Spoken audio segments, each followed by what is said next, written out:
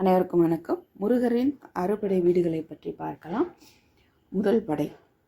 6 படை வீடுகளில் முதல் படை வீடான திருப்பரங்குன்றம் முருகன் கோயிலில் முருகன் தெய்வானையுடன் மணக்கோலத்தில் காட்சி தருகிறார். இங்கு மலை வடிவில் சிவபெருமான் அருள் புரிகிறார்.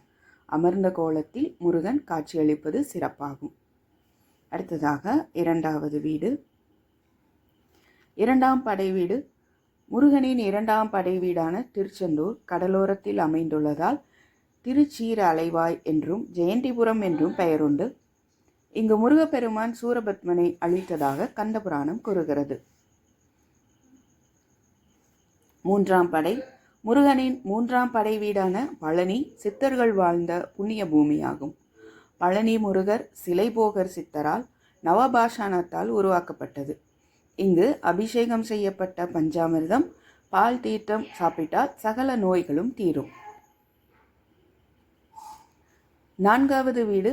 தன்னை விட தன் பிள்ளைகள் அறிவுடையவர்களாக இருப்பது தந்தைக்கு மகிழ்ச்சியை தரும். அதையொட்டி தன் பிள்ளையின் வாயால் பிரணவ மந்திரத்தின் பொருளை கேட்டு பிள்ளை குருவாக இருந்ததால் தானே சீடனை போல் அமர்ந்து கேட்டார். அதனால் சிவகுருநாதன் என்ற பெயரை முருகப்பெருமான் பெற்றார். ஐந்தாவது வீடு. திருச்செந்தூரில் சூரனை வதம் செய்த முருகன் திருத்தணிக்கு வந்து கோபம் தணிந்து சாந்தமாக அமர்ந்ததால் தணிகை என இவ்வூர் பெயர் பெற்றது. அதாவது ஐந்தாவது வீடு திருத்தணி ஆகும். வேடர் குலத்தில் பிறந்த வள்ளியை முருகன் காதல் திருமணம் புரிந்து கொண்ட இடமே திருத்தணி ஆகும். அருணகிரிநாதர், முத்துசுவாமி தீட்சிதர் ஆகியோரால் பாடல் பெற்ற தலம். இறுதியாக ஆறாவது வீடு. அறுபடை வீடுகளில் 6வது வீடாக விளங்குவது சோலைமலை.